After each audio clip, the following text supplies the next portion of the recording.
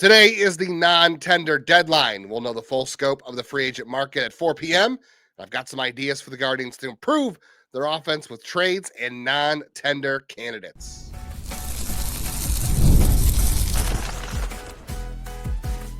You are Locked On Guardians, your daily podcast on the Cleveland Guardians. Part of the Locked On Podcast Network, your team every day. What is up, Guardians fans? Thanks for hanging out with us for the next half hour on Locked On Guardians, the only daily podcast that covers your team every day, from the majors, the minors, the draft, and everything in between. Part of the Locked On Podcast Network, your team every day, and now the #1 sports podcast network. Thank you. I'm Justin Latto, one of your two hosts for the last 3 years and counting here. My friend and co-host Jeff Ellis, who's off today, but he has been hosting this podcast since day one, and we've both been writing about the Guardians farm system and prospects in the draft since 2007. Thanks for making us your first listen today and every day, wherever it is you get podcasts. And a big shout out to all the everydayers and the insiders who left great comments about Thursday's show and Jeff Ponce's insights about Bazzana, Laviolette, and the Guardian system. Go back and take a listen if you haven't yet. But we didn't get to do Trade Talk Thursday because of that. So today we're going to call it Fantasy Friday. We look at some players that might be on the trade block in the free agent market for the Guardians to target. So we'll start with some non-tendered candidates, roster casualties, who the Guardians could pick up maybe on the cheap. I'm going to propose some trades for hitters that are on the trade block, maybe some pitchers too. And later on, we'll talk about the landscape of Major League Baseball's new TV deal, what it means for the Guardians, you, the fans, and how Rob Manfred goofed up the media rights once again. Today's episode brought to you by Game Time. Download the Game Time app, create an account. You can use code LOCKEDONMLB to get $20 off your first purchase. All right. So let's run through the Guardians' list of tender, non-tender. Today we have Nolan Jones, Will Brennan, Sanchez, David Fry, Matt Festa, of course, Stephen Kwan. The Guardians chose not to non-tender or DFA Nolan Jones on Tuesday at the 40-man protection deadline, so he's on the roster for now. I thought he'd be an easy casualty. I just still can't see the Guardians paying $2 million to Nolan Jones, given their outfield depth chart. Now, it's not like it's a great outfield depth chart. Like, we're still talking about Kwan and DeLauder and Valera, your best three. And then you've got Halpin and Watson, and there's Martinez and Schneemann and Brennan and Jones and Noel and Rodriguez. It ain't pretty. But $2 million just for Nolan Jones, just what he did last year, 72 WRC plus. I know, he hit the ball hard, but, everything else was poor. And I just don't see the reason to do that again this year. I can't see him getting $2 million, but maybe they think they need the depth because, Kwan gets a little broken down, and then DeLauder and Valera, could play 50 games each maybe. But you're going to have Will Brennan, and honestly, Brennan doesn't give you power, but, Nolan Jones only hit 5 home runs. Brennan's hit more than that, I want to say, in a season. Obviously, Jones has hit 20 in a season, but, Brennan hit 8 in 2024. So I got a 98 WRC plus, and he's a good defender as well, and he runs better. I don't know. I'd rather pay Will Brennan his depth for $900K, and the fact that Will Brennan's going to have an option. I'm sorry. Yeah, he will have an option in 2026. So I'd rather do that. Obviously, guys like I think David Fry and Festa are pretty much guaranteed to have contracts tendered. David Fry's arbitration projection is only $1.2 million. I'd be very surprised if they didn't do that. They spent all year talking about how they missed him early on. They missed him catching and that flexibility. So we'll see there. I mean, I can't imagine they're not planning on that for 2026. And Matt Festa at $1 million for what he did. I think that's very valuable. I don't see why you would turn that down. It's just $1 million. And then Sanchez is at 1.33. They spent money on him, basically the same salary in 2025 to rehab him. It would be very silly for them to decide to non-tender him at about a $300,000 raise after wasting the money on him last year not to pitch, and they knew he wouldn't pitch. So I would go for it that way. That's the Guardians. Obviously, like I said, Kwan, Colby Allard, Ben Lively, and those other guys were already let go. So not have to worry about those in terms of arbitration, but Kwan obviously will get tendered a contract, and we'll see what happens there. Let's talk about other guys who were roster casualties on Tuesday as a result of 40-man decisions. that could be of interest for Cleveland. Let's start with JJ Bleday, the Athletics center fielder from 2024 and part of 2025. He had a 761 OPS in 2024. This is a Vanderbilt guy, a hitter. And, Vanderbilt guys, kind of iffy. I used to really like this guy. In 2024, he finally had a great year. He had an OPS over 700. He didn't chase. He walked. He didn't strike out. But the only things that really backed his offensive profile were the launch angle sweet spot thing, which Quan does well.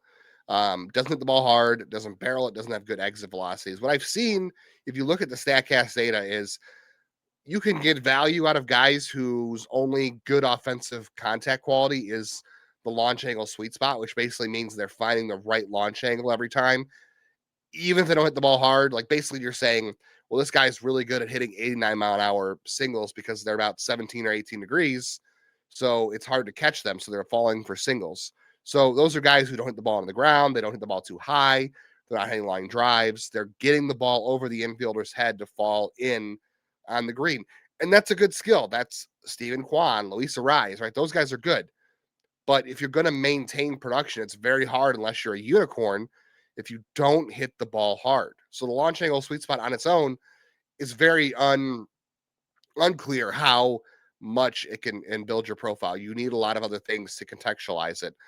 JJ Bleday has good arm strength with bad range in center field. In 2025, he didn't chase, he walked, but everything else went down for him. The arm value is good because he has a good arm, but his range got worse. I'd probably pass on JJ Bleday at this point because he's left-handed. There's bad defense, and the 2024 numbers that I like so much were not backed by any real strong evidence. So this is about what we say for guys who come back to earth. They have a good year, and then some of those metrics that didn't help them sustain, they come back to earth. Chris Morel is another guy out there who everybody wanted him, and the Rays targeted him when they traded Isaac Paredes because he hit the ball hard. He was coming off some good seasons in Chicago. I know a lot of Guardians fans wanted to trade for Chris Morel, but he's had back-to-back years now with an OPS below 700. It was a 90 WRC plus in 24. In 25, it was an 81 WRC plus. Now, he's got great bat speed. He hits the ball hard. He's got great exit velocities. He barrels the ball.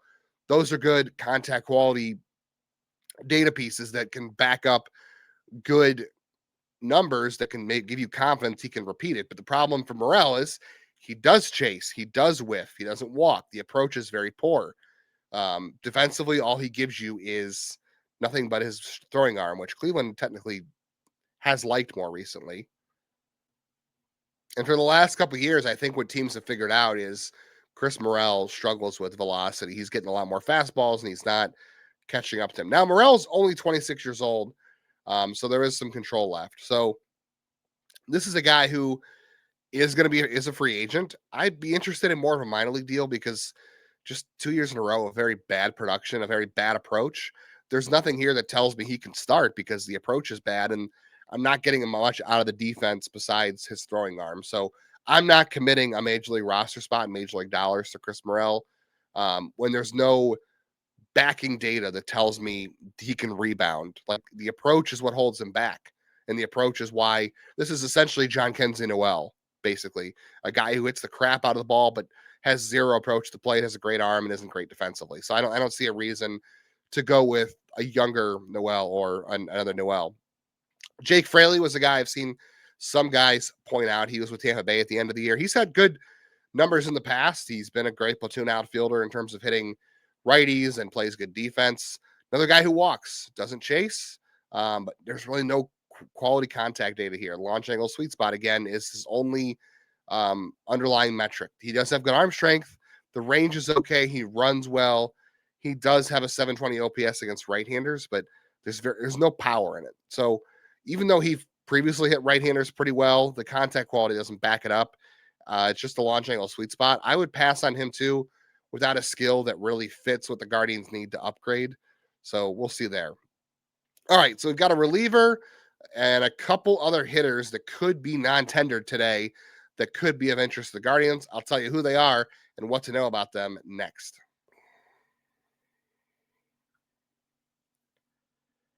The NFL playoff races are heating up, and honestly, there's nothing better than being at a stadium surrounded by fans cheering on your team no matter what sport, no matter what team, And to be honest, buying tickets for these things, they're a pain.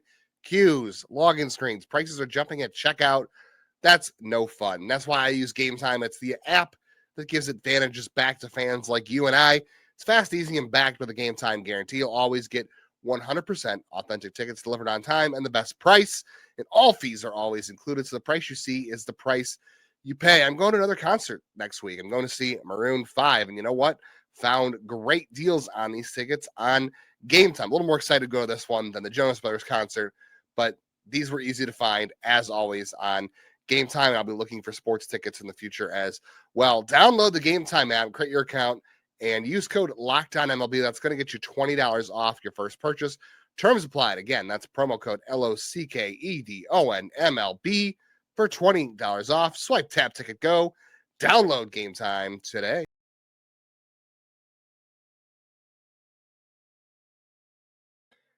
As always, want to thank you for making Locked On Guardians your first listen tonight every day, whatever it is you get podcasts. And even bigger, thank you for making Locked On the number one sports podcast network. It's number one because you made it number one, not us. So keep up to date with all things Guardians in the offseason. You can hit the bell on YouTube, and that's going to get you notified of any reaction videos we post. We did that for the news about who was added to the 40-man roster. We'll do it if there's any notable non-tenders or other moves this offseason, and that gets you notified of when the episodes go live. And always auto download wherever you get podcasts. We are free everywhere.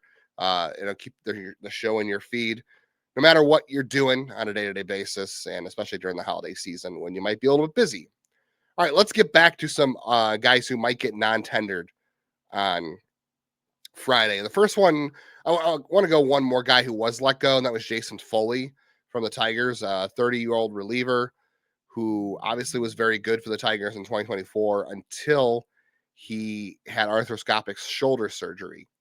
So he hasn't pitched since 2024. He had the surgery in May of 2025. It's unknown if he'll be ready in 2026, but he's only 30. So he could be an interesting buy low rehab target. Strikeout rates was down in 24, but he's never been a big strikeout guy. What Jason Foley does really well is he's got extension. He avoids barrels, gets ground balls. So he's not a bat misser, but he's a guy who's thrown strikes and can keep the contact quality down. Those are all sustainable skills if he's healthy. I would maybe give him a bridge contract and see if I can rehab him and make it a cheap bullpen buy low. Very interested there. All right. So these are the guys that, as recording, are still on teams, but I think are pretty much headed for a non-tender on Friday as their teams want to dump this money. So let's talk about Alec Bohm, who's been a big name, first-round pick of the Phillies years ago. This is the guy they're hoping to trade before they have to tender him a contract. He's got 1 year of control left, and he's ARB eligible at $10.3 million. So that price right there is pretty abhorrent and makes it a pretty rough acquisition cost. Hits the ball decently hard, has good exit velocities, doesn't chase a ton. A high contact guy, but he doesn't walk. Not a great defender, can probably pass at first base. And that's where the Guardians would play him because obviously third base is taken.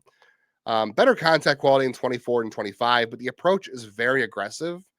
But he has the contact quality numbers to back it up. So when you hit the ball hard, when you make contact and you don't strike out, that's good. Even if your approach is bad. This is like the antithesis to Oscar Gonzalez, who just could not hit the ball hard when he chased too much, but he didn't strike out. So Bohm can really only play first base. I guess he can moonlight at third. I don't think he has any experience in the outfield. I'm not interested in Alec Bohm at anywhere near $10 million personally because of positional lack of flexibility. And this is a guy who has an iffy approach, even though the contact quality supports things. I would wait till he's non-tendered and then see what you can do there. Jesus Sanchez is on the block for the Astros to non-tender. He's going to make about 6.5 mil in ARB this year. He's got 2 years of control left, and he had a 739 OPS against right-handers in 2025. You might recall, if you're an everydayer, Jeff and I both wanted the Guardians to trade for him. There's really good bat speed there. He hits the ball hard. He can barrel the ball. Everything else is pretty mediocre at best. He can throw the ball hard, but he doesn't really, like, the approach is bad. He chases, he whiffs, he strikes out, he walks a little bit, but not a lot. Arm strength is good, no range, but that's kind of a Guardians outfielder these days. But he has all good contact qualities. I would want to trade for him and try to avoid arbitration because of the 2 years of control left. This is a guy I can see fitting on the roster against righties. And you could hedge your bets with him and Valera and all that, those kind of guys. So you're not stuck banking on their health, and you have a guy who can play almost every day against right-handed pitching and give you some pop in the lineup. But I'm not really sure if I want to pay him $6.5 million. I'd trade for him and try to negotiate, but that's all you got to do is tender a contract. You can still avoid arbitration. So I would trade for him and tender it to him and try to avoid the $6 million. I might try to get him down to 6 or 5.5 and see what you can do. That's not a bad price considering the outfield market is pretty iffy below, Kyle Tucker and Cody Bellinger. So here's another name you're going to remember. It's Ryan Feltner. Jeff and I have talked about Ryan Feltner a lot as well on the podcast over the last 2 years. He is going to be due $2.3 million in arbitration this year, and he has 3 years of control left. So he's entering RM1, and MLB Trade Rumors thinks he might be a non-tender candidate. I think it's hard to say because, Paul DePodesta is the new GM of the Colorado Rockies. So we don't know what he's going to do, but he's been pretty active so far. And if he's let go, now he had shoulder issues in 2025. He only pitched about 30 innings, but he had a 4.16 FIP in Colorado in 2024 and a 3.93 ERA away from Colorado in 2024. So when he got out of Colorado in 2024, he was good. And this is a kid who's from Ohio. He went to Walsh Jesuit. He's an Ohio State Buckeye, and his brother is some kind of pitching coach in the organization. Now, he also has an option left, which is great. So I would trade for him in a heartbeat and tender that contract. I think that's totally the $2.3 million for Ryan Feltner is totally worth the money because I think this is a guy that's really ripe for some Cleveland development. If he's non-tendered, I'm jumping even further into that one. Let's go to the bullpen here. I've got Yennier Cano. For some reason, MLB Trade Rumors thinks at $1.8 million, Cano is also a non-tender candidate. Now, he didn't have a great year in 2025, a 5.12 ERA, 4.27 FIP. That's down from a 3.15 ERA in 2024 and a 3.55 FIP.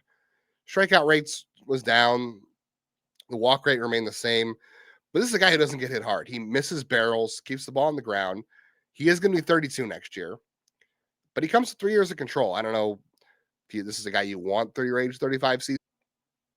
He does have options and is only going to get about $1.8 million. That's not a lot for this type of reliever.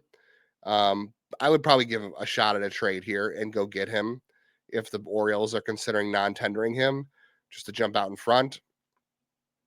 Kevin Kelly, former Guardians prospect who was picked by the Rays in 2023 in the Rule 5 draft, had a pretty bad year, 5.90 ERA, didn't strike out guys, doesn't walk anybody. He'll be 28 next week. Another guy who avoids getting hit hard, gets a lot of ground balls as an extension monster. He's got 4 years of control and 2 options. Only going to get about $1 million in arbitration or so. I don't know if I'd want to commit $2 million to Kevin Kelly because last year was kind of rough. So I don't know how that's going to work out. But I would be interested in seeing what you can do to get him. The last guy on my non-tender list is AJ Puk.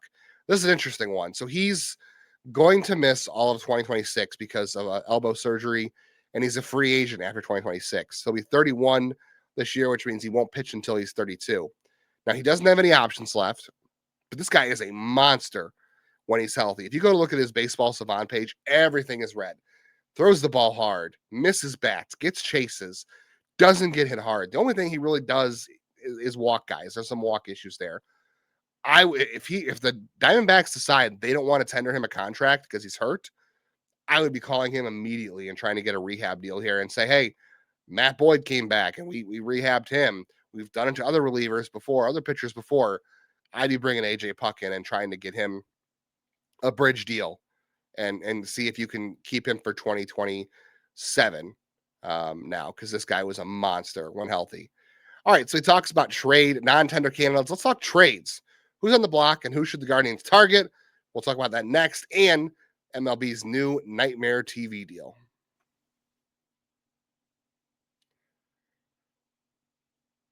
NBA action is heating up, and there's no better place to get in on the action than FanDuel, the official sports betting partner of the NBA. If you're missing the start of some of these games, you got stuff going on for the holidays, and you're tuning in late and you want to ride the hot hand, you want to see who's going to make a comeback, FanDuel has live bets on everything from who is going to score next to those fourth quarter comebacks, and you can combine those live bets into a same game parlay. Go big or go home, but do it responsibly. Always be responsible, especially the holiday season. Cavs entertaining the Pacers. That should go much better for the Cavs, even though the Pacers were their nemesis in the playoffs a year ago. They are off to a terrible start in 2025. So that one might make you feel better. I would stay away from Browns Raiders. That could get ugly. A lot of sacks could be happening on that game. So if you want to throw that as part of your parlay, there you go. Right now, FanDuel is giving new customers $300 in bonus bets when your first $5 bet wins. So head over to FanDuel.com to sign up and play your game with FanDuel, the official sports betting partner of the NBA.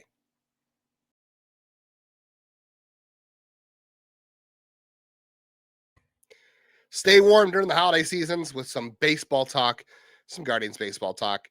You can follow Jeff at Jeff MLB Draft. You can follow me at JL_baseball or JL Baseball. And you can also join the Locked On Guardians Insiders Club. We text daily with the community. We drop some news, some rumors, ask for mailbag questions, and about monthly video chats, which I think will be coming after the holidays, plus some bonus content. That is joinsubtext.com/LockedOnGuardians to tap in. All right. I got some trade candidates to go over, and then I want to talk about Rob Manfred's latest bungle. So the biggest name I think on the block is Brandon Lowe from the Rays. I think the Rays are pretty into moving him because he's going to make $11.5 million in his final contract year.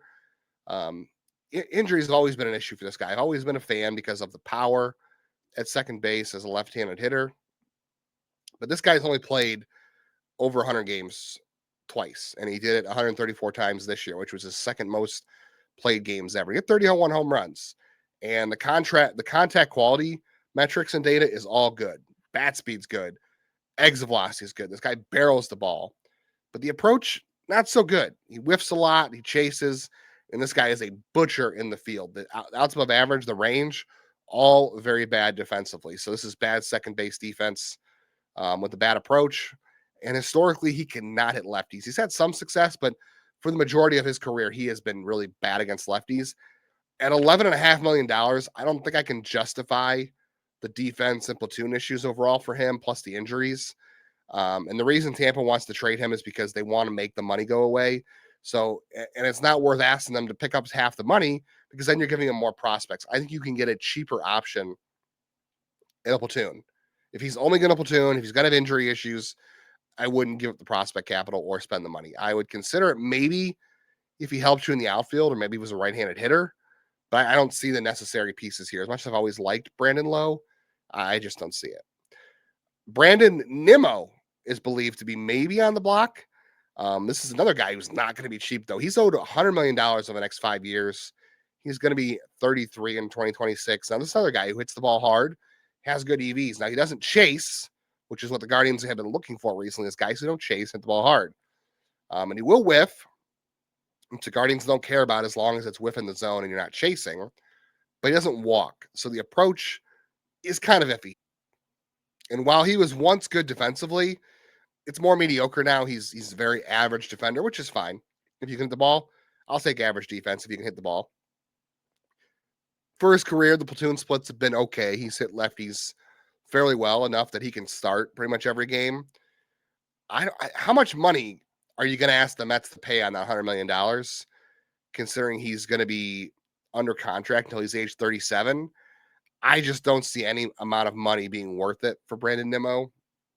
I think at age 33, he's going to fall off at some point here in the next 2 years. And at that price, I just don't see how it makes sense for you.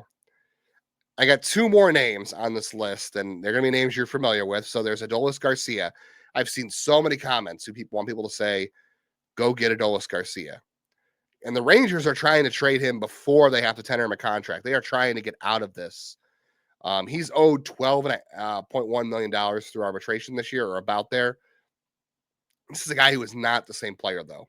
He had a great year in 2023 when the Rangers won the World Series.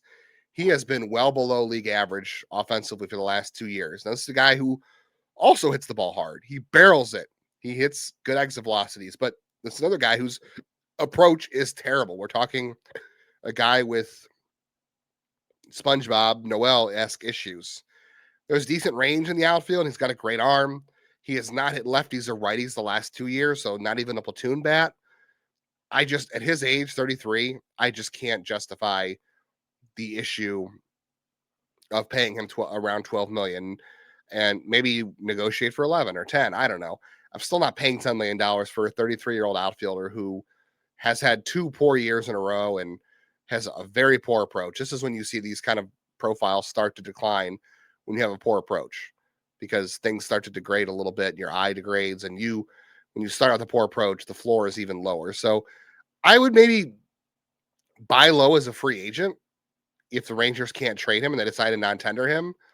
But at about $10 million, I can't pay that price for a guy who has not been good in 2 years and doesn't give you any platoon benefits, and the approach is cratering worse than it was. And so I think anybody that wants Adolis Garcia wants 2023 Adolis Garcia and probably hasn't seen what he's done in 2024 and 2025 or think he can rebound. He's not that guy anymore. He's just not. Tyler O'Neill. I'm really curious about Tyler O'Neill because I'm wondering if he'll get traded now that the Orioles have Taylor Ward and they have Dylan Beavers and they have Colton Cowser. We'll see what they do with Heston Kierstad. There's rumors that they're going to go in after Kyle Tucker, which would be surprising. So that could make O'Neill expendable for them. This is another guy who's got injury issues. He's played 100 games 2 times in his career. And one of those years was this year, but not a lot. He's going to be 31 next year, and he's due $16.5 million over the next 2 seasons because he picked up his option because he had a poor 2025 season. So this is a total of $33 million over the next 2 years. So the question you have to ask is, how much money will the Orioles pay him to go away if they can add pitching?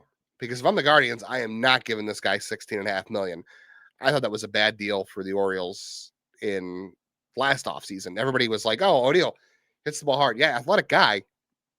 He's always been hurt, and he was hurt again this year, and he was not good either. Like, would you move Logan Allen for him and say, okay, Orioles, you got to pick up half his contract each year, so the Guardians are paying him $16.5 million over the next 2 years? I could talk about that a little bit because this is a guy who has good bat speed. He barrels the ball. He will walk. He does chase more than I'd like, and he does swing and miss. But if he's healthy, he's generally productive, and there's a great arm, too, in the outfield. Doesn't have good range, but, fits the Guardians' iffy range, good arm. I don't know if I could – at $8 million a year, I could justify Tyler O'Neill and give up Logan Allen, but I couldn't do much more than that personally. But the other issue is, too, if you bring in Tyler O'Neill, that's another injury-prone outfield to go with DeLauder and Valera. That's a bit iffy that 3 of those guys. This is why I don't want to bring Lane Thomas back, because how many injury-prone outfielders can you have and expect to get a decent amount of games in production before you're relying on, Will Brennan and Daniel Schneemann and Angel Martinez again? Now, historically, O'Neill crushes lefties, so that's a great fit for Cleveland. But you want to pay a platoon bat $8 million a year? I don't know about that. Maybe. But $8 million and Logan Allen platoon bat who might get hurt. There's a lot to consider there. I just don't know. You know what might help more teams afford better players? Better TV money. But Rob Manfred, he goofed that up. So there's been some questions finally answered about where Cleveland's streaming rights are headed. You're still going to be able to get the Guardians games on MLB TV. Sounds like you're still be able to get them on cable, DirecTV. So wherever you watched the Guardians last year, you should be able to watch them again at the same place in 2026. But they'll also be available on the ESPN app because ESPN will be a streaming partner, and they're paying to have that. So I think the same path to purchase. The money is supposed to be the same. So if you watch the Guardians game somewhere last year, I think you're going to be able to do it the same way at the same price, unless your, DirecTV or cable provider jacks up the price, which that's out of their control. But money-wise, all of Major League Baseball is taking a hit on this, and it's because of Rob Manfred. And by the way, I believe Matt Underwood, Rick Manning, and Andre Knott are expected to be back next year, and MLB is still going to produce the games. So MLB is still in control of the Guardians broadcast. It's just they'll be on the ESPN app as a way to have another purchase thing, and they'll have more games there too. But the original ESPN and MLB deal was $1.65 million over 3 years. But Rob Manfred wanted an opt-out of that original contract. It was a 4-year, $7 billion deal. But Rob Manfred insisted that there was an opt-out after 3 years. And ESPN said, sure, but we want the option to opt out. And MLB and Rob Manfred said, okay, sure, we can do that. And they did. And let's be clear, ESPN sucks as a platform for Major League Baseball. Baseball Tonight is gone. None of their back and forth arguing shows talk about baseball anymore. They really don't. Maybe they talk about Ohtani, and that's about it. There's not much else going. Judge, maybe, Cal Raleigh this year. There's not much else going on. It's not anything they lead Sports Center with anymore. ESPN is like everybody else. It is quarterbacks and the NBA all the time. That's what it is. So what they have left is, Jeff Passan and Buster Olney. And I like Jeff. Buster's fine. It is what it is. But now NBC and Peacock have Sunday Night Baseball for $200 million. Netflix paid $50 million for the Home Run Derby, some opening day games will leave the Yankees, and the Field of Dreams game. The total deals now between ESPN picking up more games and going to NBC, Peacock, and Netflix gave them $750 million over the next 3 years. They were supposed to get $1.6 billion from ESPN alone. That deal cost them $900 million, almost $1 billion less going into MLB's pockets, which should be going to the teams. And the Guardians are one of those teams that would benefit from that extra TV money because the Dodgers have a massive TV deal because they're the Dodgers. The Yankees have YES. Boston has NESN. The Guardians are controlled by Major League Baseball. So that money would have been able to allow MLB to pay some of what the Guardians lost from their previous deals.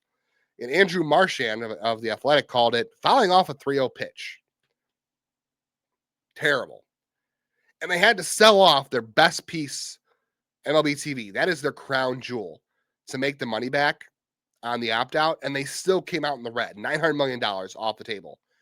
The way Rob Manfred could save face in this is that after 2028, the deals with Fox and TNT are up. Fox does some Saturday games. They do some weeknight games. TNT does playoffs. Obviously, Fox does the World Series and some of the NLCSs. So in 2029, because of the viewership and ratings, he could argue they have to pay more if they want to keep it, or he could shop around. And that could bring in a whole lot of money. But if the lockout in 2027 costs Major League Baseball games, is that going to hurt viewership and interest? It might. And that sets you up for some rough negotiations heading into that. You're having all this upward progress in terms of interest and ratings and viewership. And you want to keep that path going so you can tell Fox, TNT, whoever wants your playoff schedules, you got to pay up for it. We need the money. And if you want that money to go back to the Guardians or anybody else, you can't have the lockout. So more pressure should be on Rob Manfred to avoid a lockout because he costs the league money in the TV deals, and he could cost more future money if this lockout hurts viewership. That TV money is very important to Cleveland. All right, thanks for tuning in today. Appreciate it. Thanks for sticking with us all week. We'll be back on Monday to talk about some weekend headlines. We'll be talking about the non-tenders, some players we talked about today. We might talk about Monday if the Guardians might go in on them. We'll see if any trades happen. And we've got to do our prospect tools draft coming up this week, too. So we'll have more prospect content for you coming up this next week. Have a good, warm, safe weekend. We'll catch you next time on Monday. In the meantime, go ahead and leave us a review on iTunes or Apple Podcasts, whatever it's called these days. We could appreciate that. And go, Guardians, go.